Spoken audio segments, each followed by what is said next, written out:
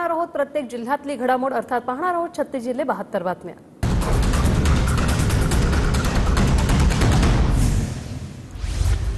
दुधाच्या दरासाठी सुरू असलेल्या धरणं आंदोलनाची 33व्या दिवशी सांगता दूध उत्पादन संघर्ष समितीकडून उर्वरित मागण्यांसाठी संघर्ष सुरूच ठेवणार असल्याचं स्पष्ट। जळगावच्या पाचोरा तालुक्यात नगर परिषदेसमोर काँग्रेसकडून ढोल बजाव आंदोलन, नागरिकांच्या समस्यांसंदर्भात काँग्रेस आक्रमक। वर्ध्याच्या देवळीत शेतकऱ्यांच्या मागण्यांसाठी लोटांगण आंदोलन, युवा संघर्ष मोर्चाचं जवळपास 1 ते 1.25 किलोमीटर लोटांगण, ओला दुष्काळ जाहीर करण्यासह कर्जमाफीची मागणी। गडचिरोलीच्या हेटीनगरमध्ये रहिवाशी चिखलाने त्रस्त, गावकरी आणि महिलांकडून मुख्य चौकातील चिखलात धान रोवणी करत सरकारचा निषेध। पुनखेडा ते रावेर बस मागील 8 दिवसांपासून थांबत नसल्यामुळे विद्यार्थ्यांचं आंदोलन, बस घटनास्थळी पोहोचल्यानंतर विद्यार्थ्यांनी माघार घेतली। धाराशिवमध्ये जरांगींबद्दल आक्षेपार्ह विधान करणाऱ्या भाजप नेत्याविरोधात मराठा संघटना आक्रमक, परंडामध्ये नारायण राणे, प्रवीण दरेकरांना जोडे मारो आंदोलन, आक्षेपार्ह वक्तव्याविरोधात गुन्हे दाखल करण्याची मागणी। नागपूरच्या चिंच भवन उड्डाणपुलावर मोठ्या प्रमाणात खड्डे, खड्ड्यांच्या विरोधात युवक काँग्रेस आक्रमक, दिंडीकडे सरकार विरोधात घोषणाबाजी।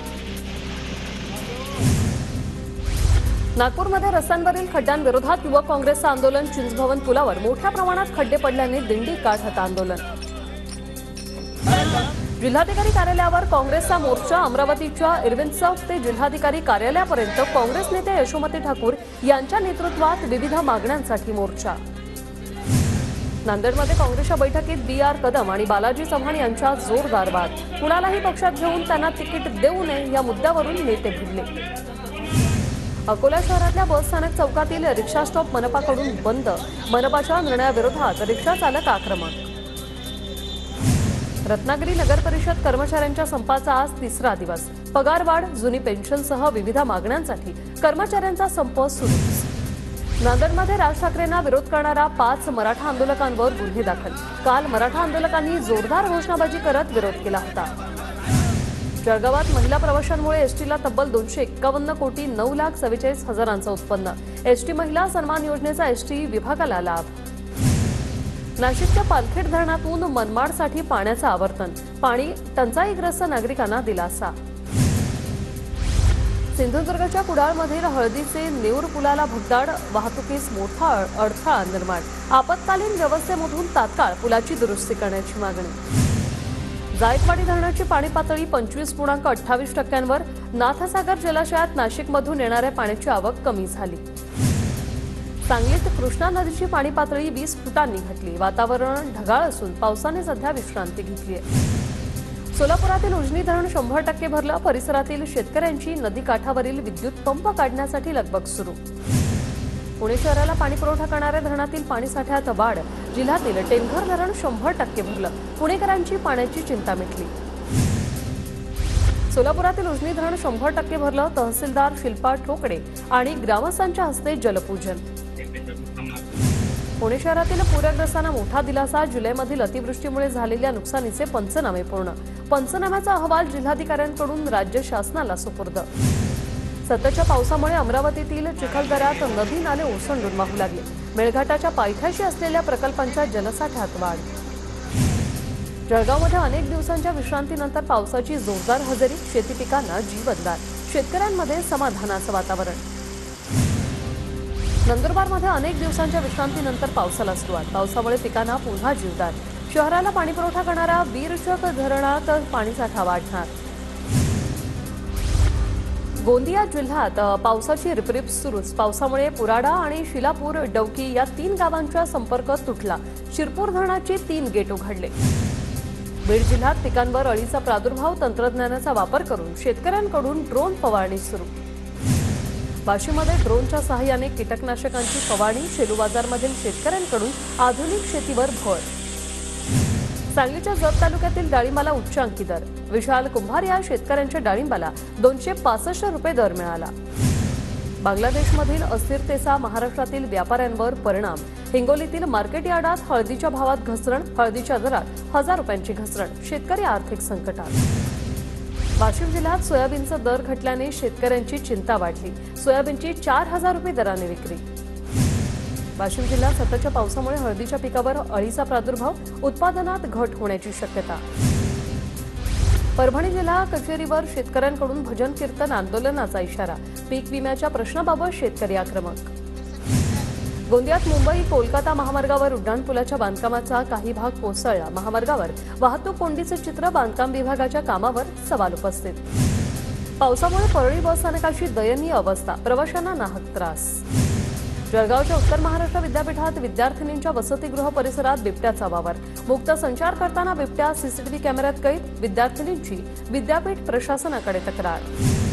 जळगावात धावत्या बसचं एक टायर निखळलं तर दुसरं टायरही फुटल्याचा प्रकार, जीवितहानी नाही, भडगाव तालुक्यातील काजगाळ गावाजवळची ही घटना। मुंबई गोवा महामार्गावर उभ्या कंटेनरला आयशर ट्रकची धडक, अपघातात दोघांचा मृत्यू, कामोठे रेल्वे स्टेशन समोरील घटना।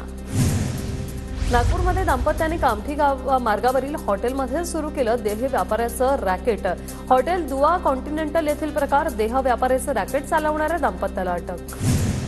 वाशिमच्या मानोरा येथे आजी आजोबांचा नातवानीच केली हत्या, मृतदेह नदीत फेकून दिल्यानंतर पोलिसांकडून 4 नातवंडांना अटक। धुळ्यात जिमखान्यातील 2 चंदन झाडांची कत्तल करून चोरीचा प्रकार, नकाने तलाव परिसरातील प्रियदर्शनी जिमखान्यातील घटना, गुन्हा दाखल। नंदुरबारच्या तोरणमाळ येथे पर्यटनासाठी आलेल्या पर्यटकांचा पाय घसरून खोल दरीत पडल्याने मृत्यू, 1500 फूट खोल दरीतून स्थानिक ग्रामस्थांच्या मदतीने मृतदेह बाहेर काढला। वर्ध्याच्या काकडदरामध्ये सामान्य रुग्णालयासाठी 25 एकर जागा मंजूर, भाजपचे युवा नेते सुमित वानखेडे यांच्या प्रयत्नांना यश। आमदारांच्या नावाने चिठ्ठी लिहून तरुणाची आत्महत्या, छत्रपती संभाजीनगरच्या उस्मानपुरा भागातील घटना, चिठ्ठीत आमदार नारायण कुचे आणि त्यांचे बंधू देविदास कुचेंचं नाव। छत्रपती संभाजीनगर शहरात ड्रोनसह उड्डाण घेणाऱ्या क्रियांना बंदी, पोलीस आयुक्तालयाच्या कार्यक्षेत्रामध्ये कायदा आणि सुव्यवस्था बाधित राखण्यासाठी आयुक्तालयाचा निर्णय।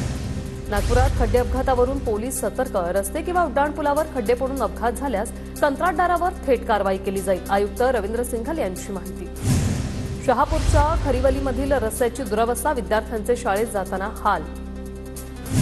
पहिली पत्नी असताना दुसरीशी लग्न केल्याने शिक्षक आणि शिक्षिका निलंबित, विवाह नियमबाह्य असल्याचं सांगत धाराशिवच्या जिल्हा परिषद मुख्य कार्यकारी अधिकाऱ्याची कारवाई।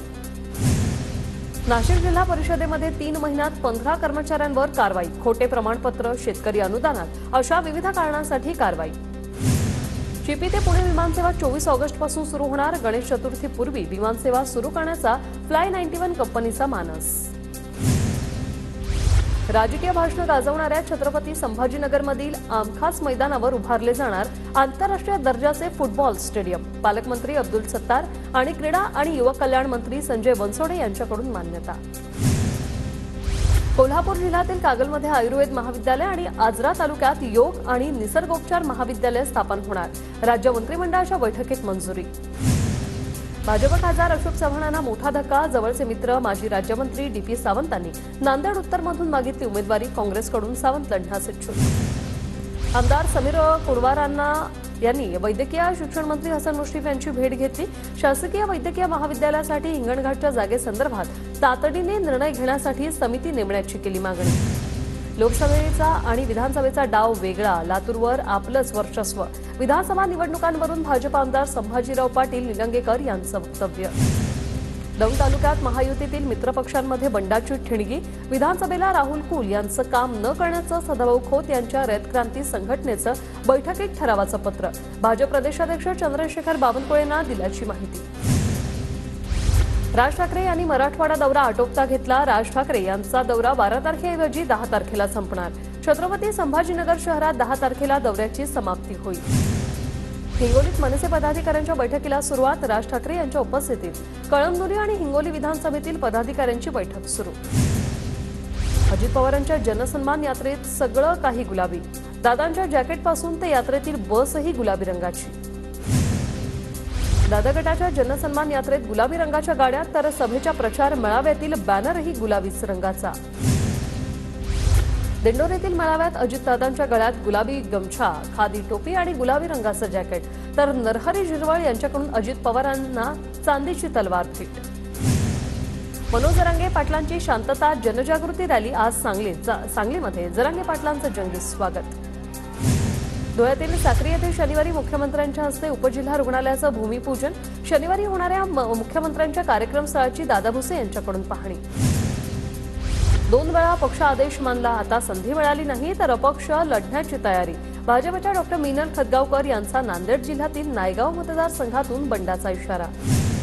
सोलापूरमध्ये माकपचे माजी आमदार नरसय्या आडम मास्तरांनी दिला जय श्रीरामचा नारा. तेलुगू भाषिक तरुणांच्या मेळाव्यादरम्यान मास्तरांना आमदार करण्याचा तेलुगू भाषिक तरुणांचा एकमुखी निर्धार.